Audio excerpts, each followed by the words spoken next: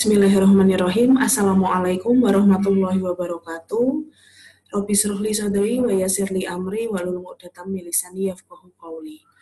Teman-teman, pada kesempatan minggu kali ini kita akan membahas materi-materi terakhir begitu yang berkaitan dengan teori-teori terkait dengan perancangan dan pengantar perancangan proses industri kimia, yaitu yang pertama yang akan kita bahas pada kesempatan video kali ini adalah terkait dengan diagram alir pada industri proses kimia itu apa saja. Kemudian selanjutnya nanti ada pengendalian proses dan analisis ekonomi beserta parameter-parameter yang biasanya kita pakai begitu untuk menentukan pabrik kita ini layak berdiri atau tidak. Baik, kita mulai pada materi yang pertama pada minggu hari ini, yaitu terkait dengan diagram alir pada proses industri kimia. Kita mulai bersama-sama dengan mengucapkan basmalah bersama-sama di Bismillahirrahmanirrahim. Oke, sebelumnya di kuliah minggu keempat kemarin teman-teman sudah mengetahui terkait dengan tahapan dan urut-urutan suatu industri kimia itu seperti apa, unit proses dan unit operasinya begitu ya. Mulai dari penyimpanan bahan baku hingga penyimpanan produk. Nah, dari tangki bahan baku hingga tangki produk, maka suatu pabrik kimia ini akan memiliki aliran begitu. Jadi senyawa yang merupakan bahan baku dari tangki kemudian masuk ke unit operasi untuk penanganan bahan baku, kemudian masuk ke reaktor, kemudian masuk ke unit operasi untuk pemisahan dan pemurnian produk ini akan mengalir begitu teman-teman, akan mengalir per satuan massa, per satuan mol dengan volume, dengan suhu dan tekanan tertentu.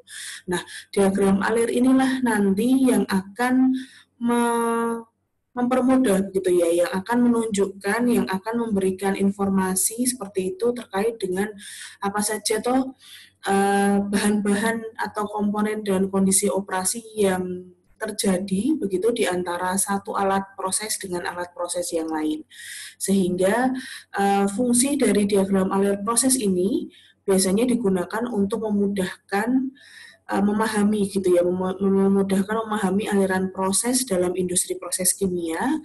Selain itu, diagram alir proses juga akan memberikan gambaran dari rangkaian atau urutan alat-alat pokok atau alat-alat proses utama yang alat-alat proses yang bersifatnya utama begitu ya.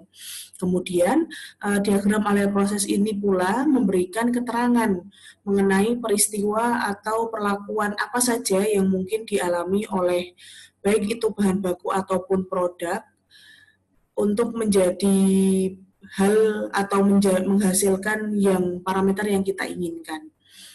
Nah, dari sisi jenis-jenis dari diagram alir itu ada 4. Kita akan bandingkan dengan tingkat kerumitan dari diagram alir ini begitu ya. Yaitu yang pertama adalah terkait dengan FDP atau flow diagram proses atau proses flow diagram, biasanya juga PFD, biasanya juga disampaikan seperti itu, atau diagram alir proses kualitatif, itu yang diagram alir yang cukup yang paling sederhana dibandingkan yang lain seperti itu. Selain diagram alir proses kualitatif, ada juga diagram proses kuantitatif. Kemudian ada PEFD atau Process Engineering Flow Diagram, dan yang keempat adalah PNID atau Piping and Instrumentation Diagram begitu. Ketiga dan keempat ini memang merupakan diagram alir yang lebih kompleks karena nanti teman-teman ada patokannya begitu ya, ada patokan khusus, aturan khusus untuk menggambar PEFD dan PNID. Nah, ketentuan atau tata cara untuk menggambarkan PFD dan atau PNID nanti teman-teman juga akan dapatkan materi ini di PPK 2 seperti itu teman-teman. Jadi di PIK teman-teman semester 3 hanya saya kenalkan begitu, akan saya kenalkan terkait dengan jenis-jenis diagram alir, ada kualitatif, kuantitatif, PEFD, dan PNID, dan saya akan memperlihatkan apa atau bedanya dari keempat diagram ini, begitu ya. Oke, kita akan membahas yang keempat. Yang empat diagram. Yang pertama yaitu diagram alir proses kualitatif. Nah, diagram alir proses kualitatif secara umum akan mendeskripsikan serangkaian, begitu ya, serangkaian komponen, aliran komponen, baik itu bahan baku dan produk yang melewati alat proses utama. Nah, diagram alir kualitatif ini akan terdiri dari berbagai komponen penyusunnya, yaitu yang pertama adalah diagram sederhana atau blok sederhana yang menunjukkan alat proses utama, yang dimana pada alat proses itu terjadi perubahan, baik itu perubahan massa, perubahan panas, atau perubahan momentum. Tetapi kalau dari sisi diagram alir yang akan kita tinjau paling utama adalah jika proses tersebut terjadi perubahan massa di dalam proses itu, begitu ya teman-teman. Nah, selain diagram blok yang kemudian blok diagram yang menunjukkan alat proses utama, nanti di diagram alir kualitatif pun komponen yang kedua akan menunjukkan garis utama yang menunjukkan ini adalah aliran pipa dari satu alat proses ke alat proses yang lainnya. Selain itu, yang ketiga, komponen utama dari diagram alir kualitatif adalah senyawa-senyawa yang mengalir di dalam pipa. Selain itu juga ada kondisi operasi yang ada di dalam alat proses. Jadi komposisi ada 4 begitu ya, ada 4 untuk diagram alir kualitatif teman-teman, yaitu yang pertama tadi apa? Yang pertama adalah blok yang menunjukkan alat proses utama. Jadi kalau di diagram alir, baik itu nanti kualitatif sama kuantitatif, teman-teman, gambar alat prosesnya tidak kita gambar secara serta-merta, tidak kita gambar secara grafis kompleks begitu ya. Jadi kalau semisal menara distilasi yang tray bertingkat, seharusnya kan kita gambarnya silinder, kemudian ada beberapa garis yang mendatar di dalam silinder tersebut, tidak seperti itu. Jadi diagram alir kualitatif dan kuantitatif nanti akan hanya menunjukkan sistem atau nama alat prosesnya pada blok gitu ya, pada gambar blok. Jadi biasanya sifatnya persegi atau persegi panjang begitu. Jadi yang di kotak-kotak ini adalah merepresentasikan begitu alat proses yang terjadi pada diagram alir suatu industri di sini. Jadi ada, dan selain itu, selain ada kotak-kotaknya, biasanya di dalamnya akan menunjukkan kode gitu ya, ada beberapa huruf yang menunjukkan ini adalah alat yang dimaksud. Jadi kalau VP ini adalah vaporizer parsial.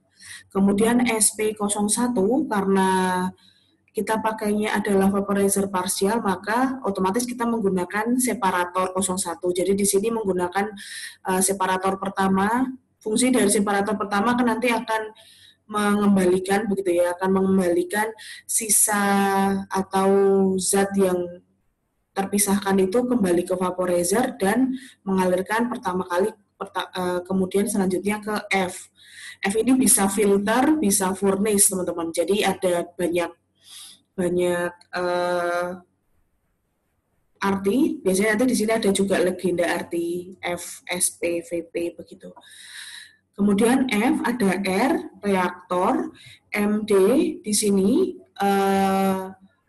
menara destilasi, kemudian ada SP02, ini adalah separator 02 atau separator kedua, SP03 separator ketiga, dan EV evaporator begitu. Jadi di contoh untuk diagram alir ini ada 1 2 3 4 5 6 gitu ya, 6 jenis alat proses utama yang terdiri ada 8 gitu ya, ada 8 alat proses utama yang terdiri dari 6 jenis alat proses, yaitu vaporizer, kemudian ini sepertinya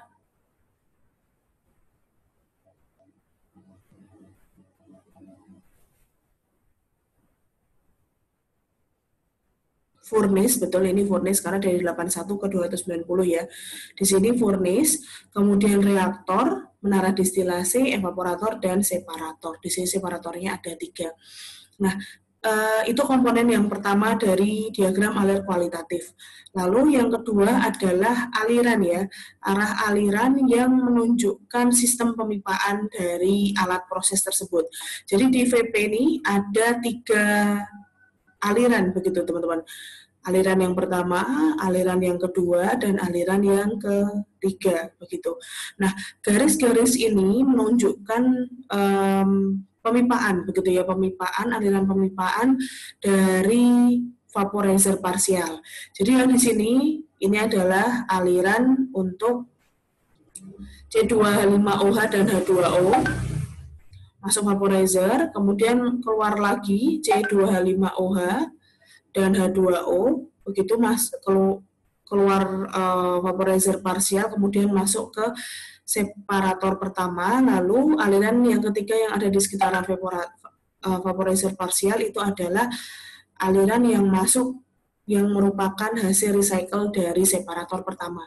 Jadi pemipaan yang ada di diagram alir kualitatif biasanya kita akan gambarkan dengan garis lurus hitam yang tidak terlalu tebal, begitu ya, yang tidak terlalu tebal. Itu adalah artinya adalah aliran pemipaan. Selain itu, komponen yang ketiga dari suatu diagram alir kualitatif adalah setiap aliran seyogianya menunjukkan komponen yang ada di dalam aliran pipa tersebut. Nah, kalau kualitatif yang ditunjukkan hanya komponennya saja, teman-teman. Jadi, misal seperti ini, seperti ini.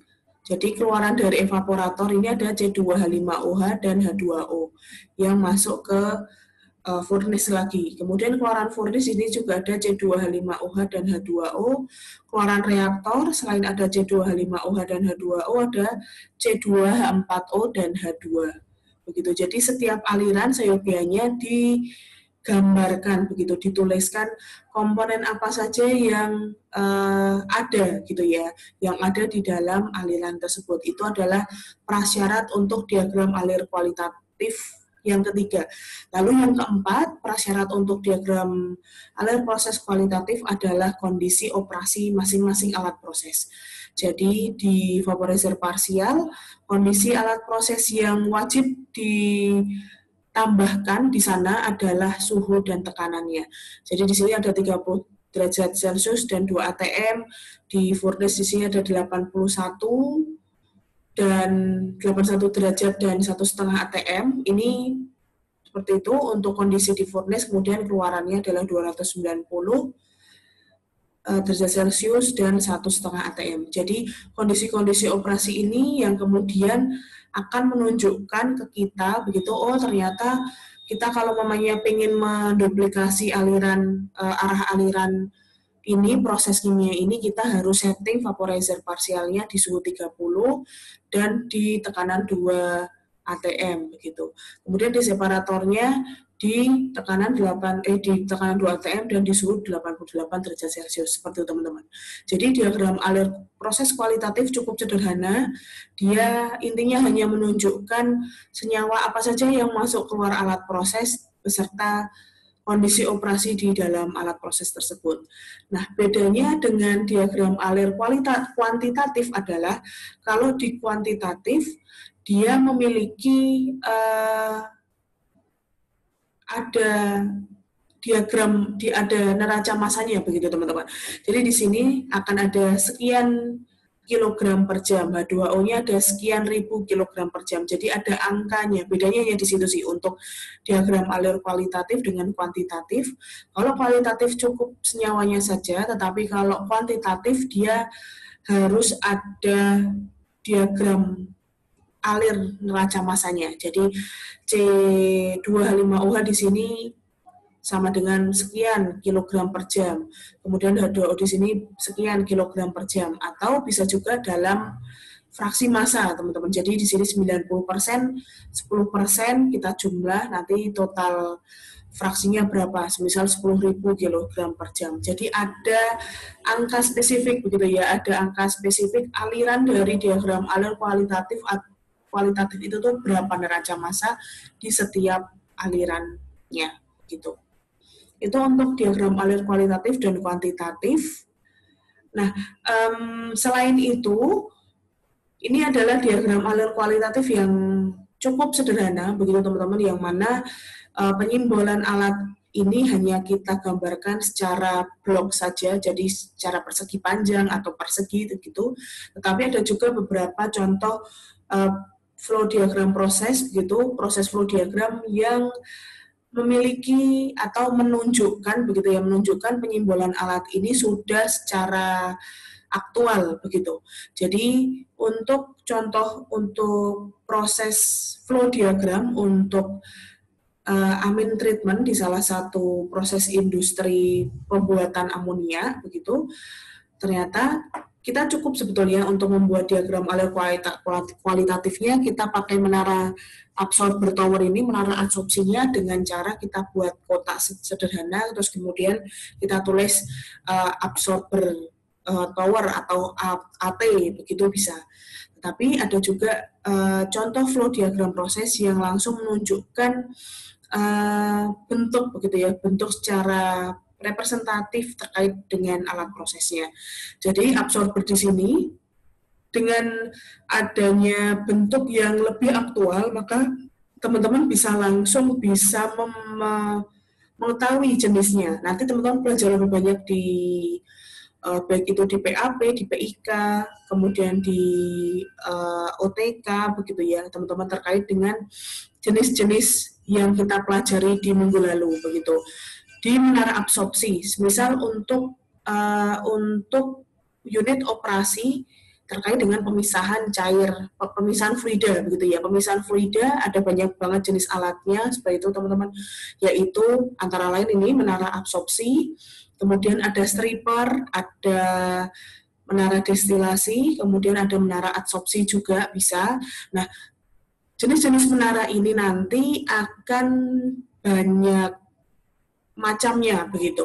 Jadi kalau menara destilasi saja ada yang bentuknya tray, jadi bahan isiannya itu tray, jadi tray seperti ini. Jadi di sini tray. Ada juga menara yang isiannya adalah packing. Jadi packing ini nanti disimbolkan seperti ini, sebentar. Jadi dengan adanya kita menggambar proses flow diagram yang kita gambar secara spesifik untuk jenis dari alat-alatnya, begitu, teman-teman bisa lebih mengetahui profil dari alat proses yang dipilih oleh desainer itu seperti apa. Nah, karena memang nanti teman-teman akan pelajari, sekali lagi yang saya sampaikan ya, teman-teman akan banyak pelajari di AIK, di PAP, kemudian di OTK, baik itu 1, 2, 3, begitu, terkait dengan banyaknya jenis alat yang dipakai. Contohnya saja untuk pemisahan fluida, yang mana fluida ada cair, ada gas begitu ya, yang biasanya kita akan pakai untuk memisahkan cair-cair jenuh atau mungkin cair sama gas atau cair-cair yang tidak saling larut satu sama lain. Nah, khusus untuk pemisahan fluida yang saling larut, jadi cair-cair yang saling larut atau cair gas, biasanya kita menggunakan tower begitu ya. Kita menggunakan menara pemisah untuk proses memisahkan ini. Salah satu contohnya kita bisa gunakan menara absorpsi atau absorber tower, atau menara destilasi atau distillation column begitu. Nah, kalau besok teman-teman akan pelajari begitu ya, bahwa MD salah satunya spesifiknya MD itu punya banyak jenis desain begitu. Contoh yang utama adalah, semoga kelihatan ya, nah, MD yang pertama itu adalah MD yang kosongan, jadi dia tidak ada isiannya sama sekali. Kemudian di sini ada MD yang kita tuliskan kita rancang dengan menggunakan packing. Packing di sini juga berfungsi untuk memperlambat laju kontak antara gas dan cair sehingga nanti pemisahannya juga lebih maksimal. Selain itu juga ada MD yang sifatnya tray. Nah, karena jenis menara destilasi ini aja ada 3D dan dalam penggambarannya di flow diagram proses atau proses flow diagram ini berbeda-beda begitu. Jadi kalau MD kosongan itu cukup silinder biasa, sedangkan kalau untuk MD yang packing biasanya digambarkan adalah dengan tanda silang seperti ini. Kemudian kalau di tray biasanya dia ada gambar garis mendatar kanan kiri begitu. Nah, kalau kita gambar dengan diagram alir yang lebih spesifik seperti ini lebih memberikan gambaran lebih lanjut begitu ya terkait dengan jenis dari alat proses yang kita gunakan. Nah, tetapi kalau semisal untuk diagram alir kualitatif di sini ini hanya memberikan gambaran secara umum saja, oh alatnya ternyata vaporizer parsial, padahal kalau dari sisi jenis vaporizer parsial itu ada yang cell and job, ada yang double pipe, ada yang plate to plate, dan secara gambar nanti akan berbeda begitu.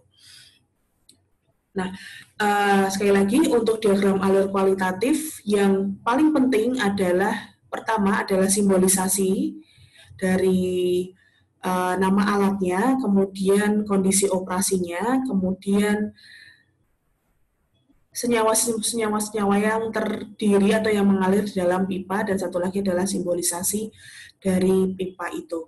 Nah, kalau diagram alir kuantitatif, bedanya sama persis teman-teman untuk diagram alir kualitatif, hanya kalau di diagram alir kualitatif, di sini ada angkanya, begitu deh. Jadi penulisannya bisa jadi seperti ini, 1000 misalnya kilogram per jam. Di sini 500 kilogram per jam. Seperti itu, atau bisa jadi di sini kita jumlahkan, kita dituliskan di sini F semisal ini aliran ke-8 gitu ya, F8 sama dengan 1500 kg per jam. Di sini bisa jadi penulisannya dengan fraksi begitu. Jadi di sini ada 67,7%, di sini semisal 33,3%.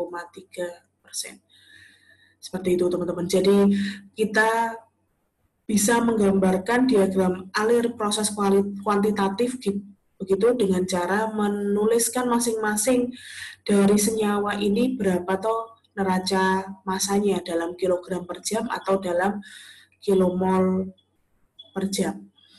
Itu boleh. Jadi intinya ada angka spesifik alirannya, itu adalah diagram alir proses kuantitatif. Oke. Nah, itu untuk diagram alir proses kualitatif, kuantitatif, dan contoh yang lebih kompleks untuk flow diagram proses. Nah, selanjutnya yang lebih kompleks lagi ini adalah PEFD atau Process Engineering Flow Diagram.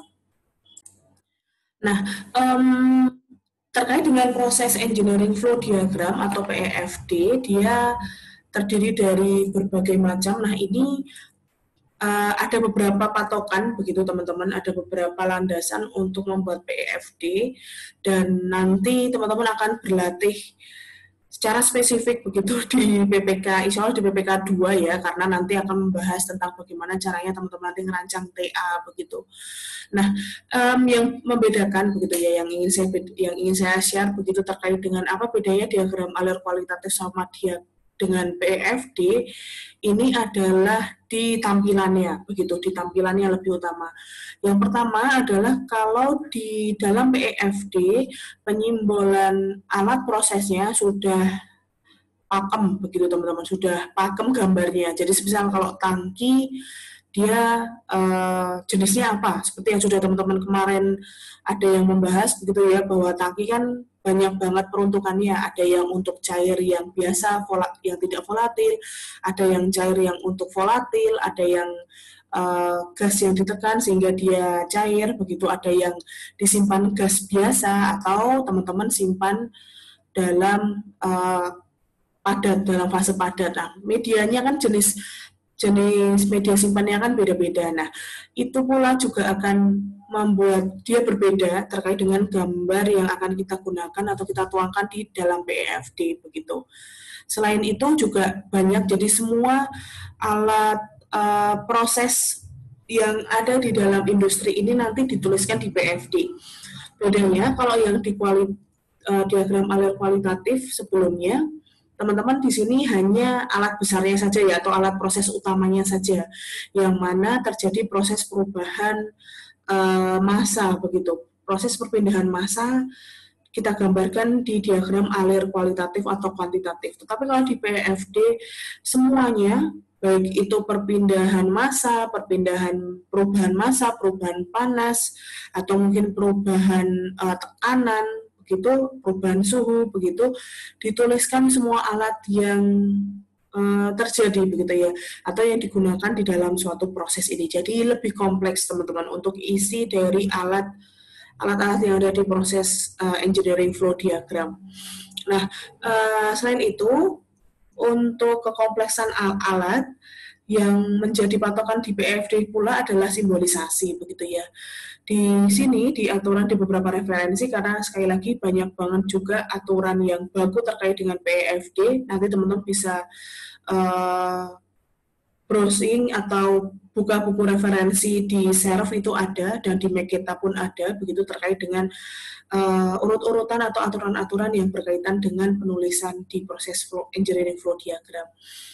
Nah, di sini jadi simbolan tangki tidak T lagi begitu ya, tidak T01 begitu, tetapi ada simbol yang khusus yang nanti kemudian ini akan berhubungan begitu tentang sifat-sifatnya. Nanti saya akan share file yang saya dapatkan begitu di Google Classroom. Nanti teman-teman bisa pelajari kok bisa tahu-tahu heat exchanger kok simbolnya E dan lain sebagainya begitu ya.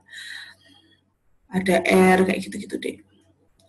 Nah, di PEFD juga selain kekompleksan alat prosesnya, di PEFD juga menampilkan neraca massa di setiap alat itu di tabel yang berbeda.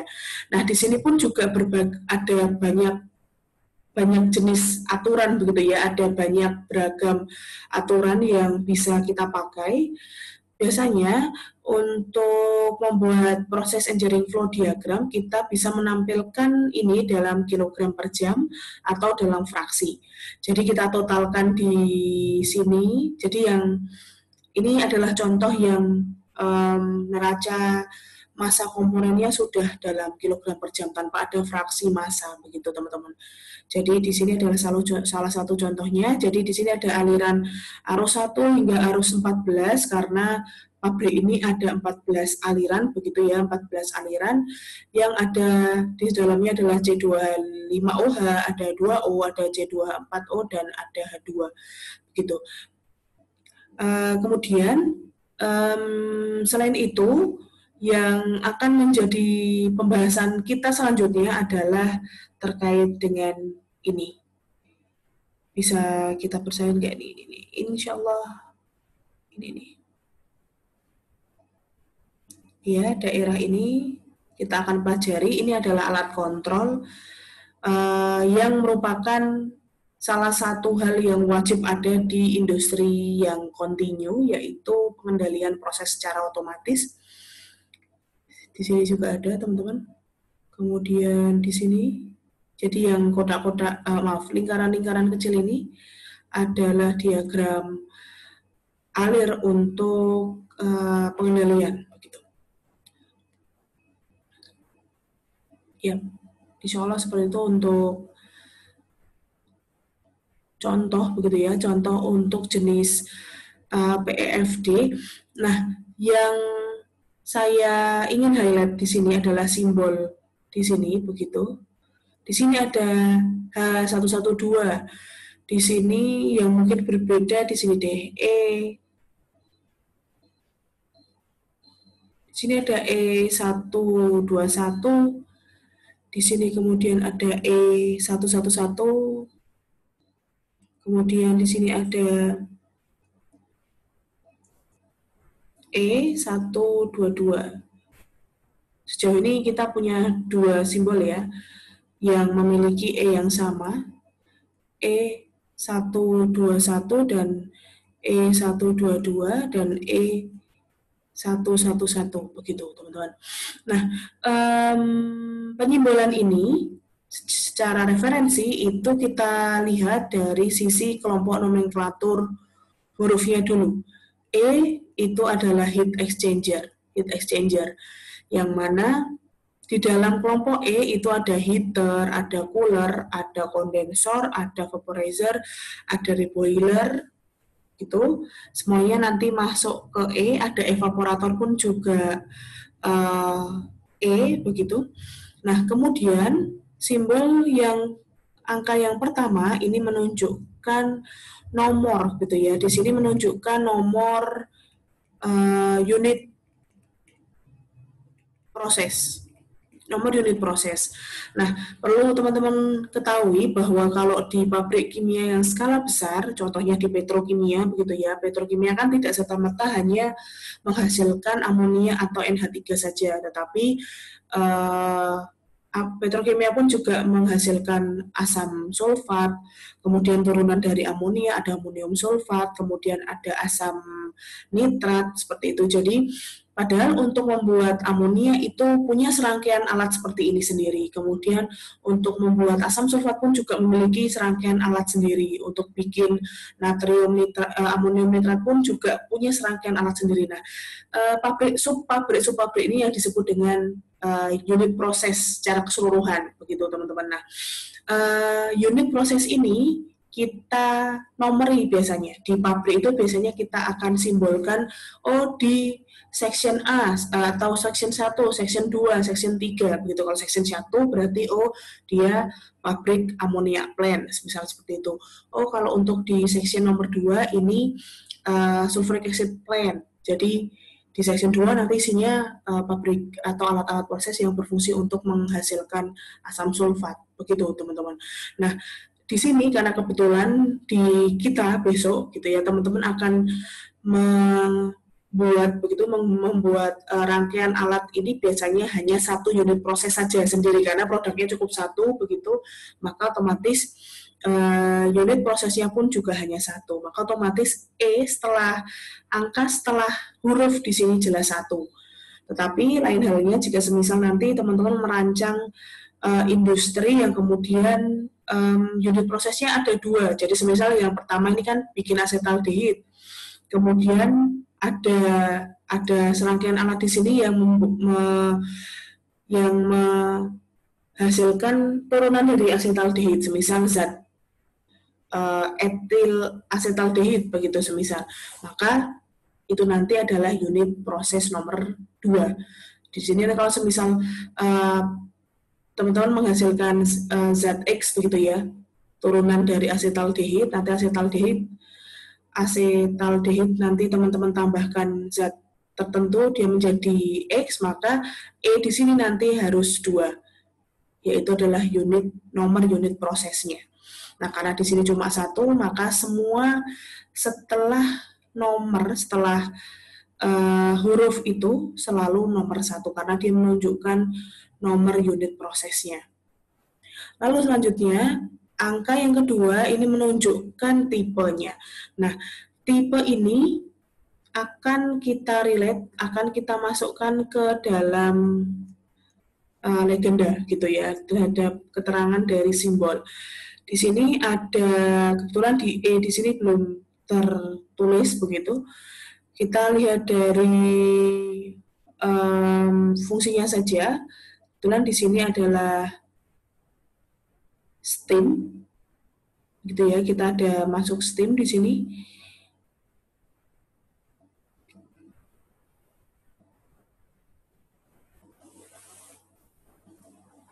Di sini juga ada lagi E122. Kemudian di sini ada E11, jadi E12 dan E11 di sini bisa jadi di sini heater dan di sini bisa cooler. Bisa jadi nanti E13 di sini bisa kondensor. Begitu. Jadi tipenya yang menunjukkan angka yang kedua ini adalah tipenya ya. Tipe dari jenis E di sini. Kemudian angka yang ketiga ini adalah angka yang keberapa, alat yang keberapa. Jadi E121 di sini berarti kalau misal E2 ini adalah cooler, maka E121 ini adalah cooler yang pertama, sedangkan E122 ini adalah cooler yang kedua. Begitu teman-teman. Peraturan lebih lengkap nanti teman-teman bisa pelajari. Kita akan, kalau misal ketemu di PPK 2 gitu ya, kita akan pelajari lebih lanjut di PPK 2. Nah, ini ada beberapa contoh untuk simbolisasi di alat proses di PFD. Contohnya, ini ada untuk heat exchanger. Kemudian pipa, seperti yang tadi sudah saya singgung begitu ya, bahwa pipa gambarnya adalah garis lurus warna hitam. Kemudian untuk valve gambarnya seperti itu. Kemudian pump adalah gambarnya seperti itu untuk pompa. Kemudian blower, kompresor turbin, nanti gambarnya sama yang ada di pojok kanan bawah itu. Lalu kemudian ada HI tadi sudah ya, kemudian menara destilasi dan absorption tower. Nah, kalau absorption tower ini hampir ini mirip, jadi biasanya simbolnya adalah silinder. Maaf ya, saya itu nggak bisa terlalu mahir gambar. Gitu, maaf.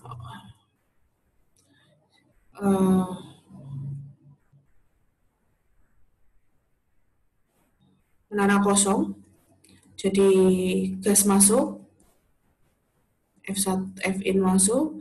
Ini kalau absorber, di sini nanti ada F-in juga. Ini biasanya liquid, di sini biasanya gas. Kemudian ke sana nanti F-out, di sini biasanya aki, larutan. Kemudian yang ke sana ini adalah F-out untuk gas. Kalau tidak ada apa-apanya berarti dia kosongan, teman-teman. Kalau semisal dia ada seperti ini, maka dia ada bahan isiannya. Itu ada yang masuk, ada yang keluar. Kemudian untuk menara destilasi ada juga yang tray. Jadi kalau tray kita gambar seperti ini. Jadi ada yang masuk. Biasanya kalau untuk MD kita tidak seperti ini ya untuk alirannya. Saya hapus dulu. Maaf, saya nggak pakai ya. Jadi di sampingnya aja. Kalau tray, MD yang untuk tray ini, biasanya masuknya dari tengah, bukan dari tengah ya, dari tray yang ke N, nanti dihitung jumlah traynya berapa, terus umpannya masuk dari tray nomor berapa, ini adalah umpannya, kemudian yang keluar ke sana, yang ke atas disebut dengan destilat, yang keluar ke bawah itu disebut dengan bottom, begitu teman-teman. Ada banyak contoh dan di sini sudah ada referensi pakemnya untuk PFD. Nanti teman-teman tinggal cek begitu ya untuk proses penggambaran secara spesifiknya seperti apa. Insya Allah itu yang bisa saya perkenalkan ke teman-teman sekalian terkait dengan proses flow diagram. Kemudian diagram alir kualitatif dan kuantitatif, karena ketiga ini nanti akan teman-teman juga buat di pengurusan tugas akhir, maka dengan ini bisa menjadi kayak trigger begitu ya bagi teman-teman sekalian terkait, oh ternyata beda komponennya itu di sini, dan di sini. Terima kasih sudah menyimak saya dari awal. Kita tutup dengan baca hamdalah. Alhamdulillahirrahmanirrahim. Kita ketemu di materi pengendalian ya setelah ini. Terima kasih. Wassalamualaikum warahmatullahi wabarakatuh.